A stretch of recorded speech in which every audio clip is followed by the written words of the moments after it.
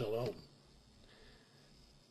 In response to my video, The Big Secret, I would like to talk a little bit about some of the responses that I get.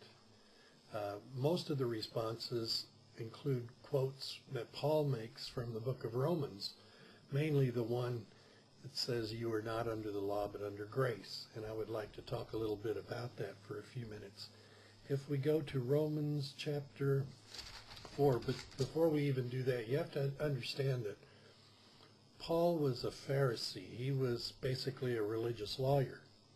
And many of his writings, especially this book of Romans, is written in a legal type format, where you have the salutation to start with, and then you have the proclamation of the problem. Then you have the body of the argument, which is pros and cons, and then you finally have the conclusion. And a lot of people go straight to the body of the argument and they take out a statement to prove their point, but they don't look at the whole book, and therefore they're missing the point of the whole situation. In Romans, there's a problem in the synagogue in Rome where the Jews in the synagogue are complaining and criticizing the non-Jews that are coming into the synagogue. And they're saying that they have to be circumcised and they have to keep the law. And Paul is refuting this in Romans. I'm going to start with Romans 4. Then what should we say? Abraham, our forefather, obtained by his own efforts. For if Abraham came to be considered righteous by God because of legalistic observances, then he has something to boast about. But this is not how it is before God. For what does the Tanakh, or the Old Testament, say? Abraham put his trust in God, and it was credited to his account as righteousness.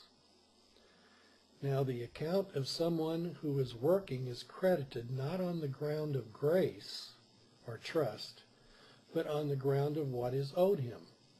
However, in the case of one who is not working, but rather is trusting in him who makes ungodly people righteous, his trust is credited to him as righteousness. And I agree with that 100%. In other words,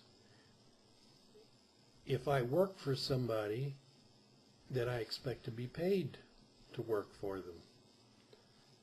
And that's what Paul is saying here. Abraham's trust was credited to him for righteousness. It wasn't something that he earned. Now, is this blessing for the circumcised only, or is it also for the uncircumcised? For we say that Abraham's trust was credited to his account as righteousness. But what state was he in when he was credited? Circumcision or uncircumcision? Not in circumcision, but in uncircumcision. In fact, he received circumcision as a sign, as a seal of the righteousness he had been credited with on the ground of the trust he had while he was still uncircumcised. This happened so that he could be the father of every uncircumcised person who trusts and thus has righteousness credited to him, and at the same time be the father of every circumcised person who has not only had a Brit Milah, or a religious circumcision, but also follows in the footsteps of the trust which Abraham, our father, had when he was still uncircumcised. But all of a sudden now, and I agree with most of this that Paul is saying up to this point personally, but now he starts to cross a line.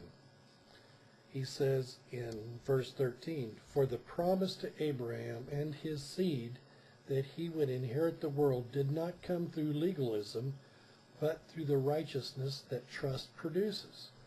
For if the heirs are produced by legalism, then trust is pointless and the promise worthless. For what law brings is punishment, but where there is no law, there is also no violation. I'm reading from David Stern's Complete Jewish Bible because it puts it in simplified terms. If you're reading from King James, then you have to deal with the Old English as well. And up until this point, up until verse